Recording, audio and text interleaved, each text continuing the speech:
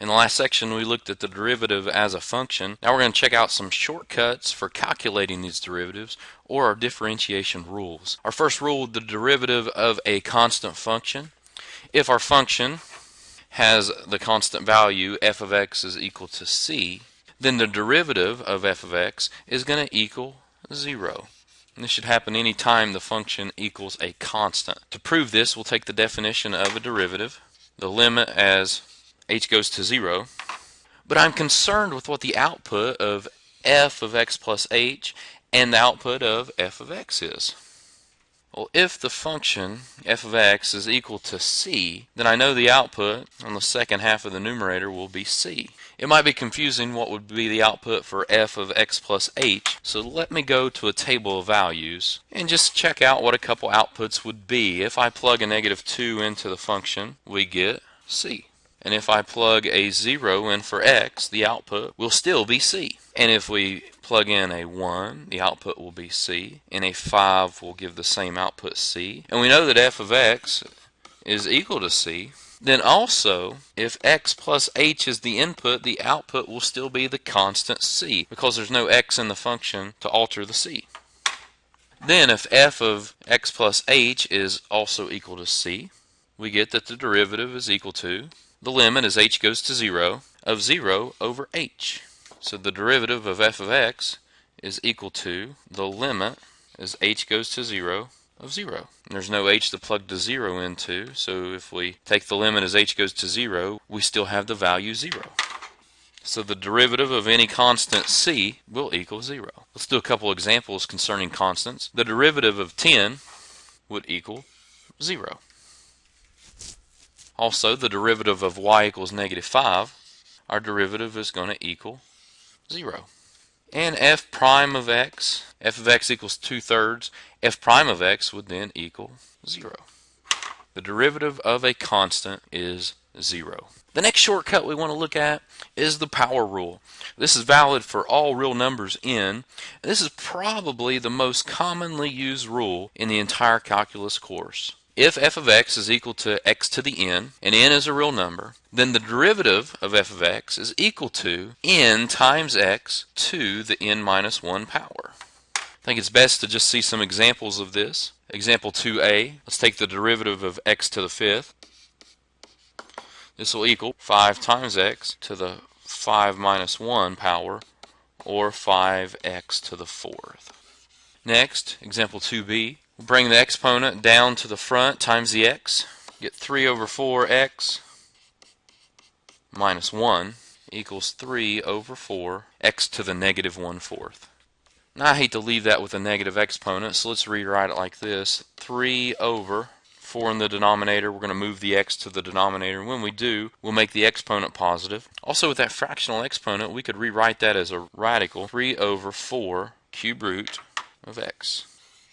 Next example, f prime of x is equal to, if I rewrite this original problem as x to the 1/2, it'll allow us to use the power rule on x to the square root of 2. We'll take our exponent times the x to the 1/2 minus 1, or 1/2 x to the -1/2 power, 1 over 2, move the x to the denominator, and let's change it to a square root of x, and get 1 over 2 to the square root of x. Still in example 2, let's look at D. I have y equals 1 over x to the 4th. Here's another one that we should rewrite. Let's rewrite this as x to the -4. When we take the derivative, y prime is going to equal -4 times x to the -5, -4 over x to the 5th. Example 2e, f prime of x is equal to -2/3 x to the -5/3 power. If I move the x to the denominator, we'll get -2 over 3x to the +5/3. We get -2 over 3 times the cube root of x to the 5th. Simplify that, -2 over 3x times the cube root of x squared.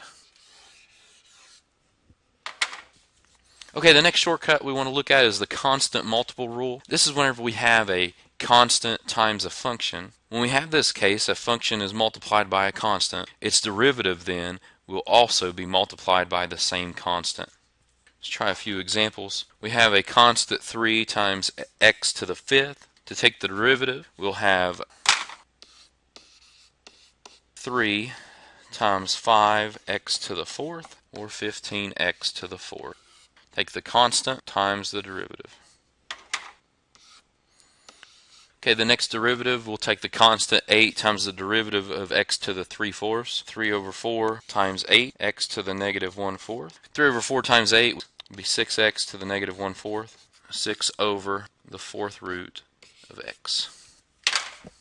Take a look at two more of these. First of all, let's rewrite this negative 10x to the 1/2 power. Y prime is then equal to 1/2 times negative 10 x to the negative 1/2. The derivative then is negative 5 over square root of x. Let's rewrite this as 12x to the negative 4. F prime of x is equal to negative 4 times 12x to the negative 5. Negative 48 over x to the positive 5. Another shortcut for calculating the derivative would be the sum rule. Now the sum rule would state that the derivative of the sum of two functions is equal to the derivative of the first function plus the derivative of the second function. Likewise, the difference rule will be very similar, as it states that the derivative of the difference in two functions is the derivative of the first minus the derivative of the second. Those two rules are really tied together, as we'll see in example 4.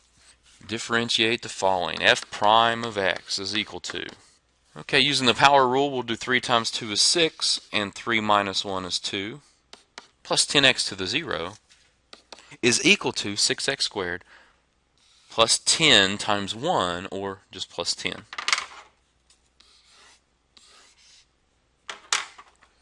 Example 4b, to find the derivative, we'll do 2 times 3 is 6, x to the first power, minus 8x to the 0, plus 0, or just 6x minus 8. And you can see that the sum and the difference rule are basically the same thing. Example 4c, last one for this video, we get that the derivative is equal to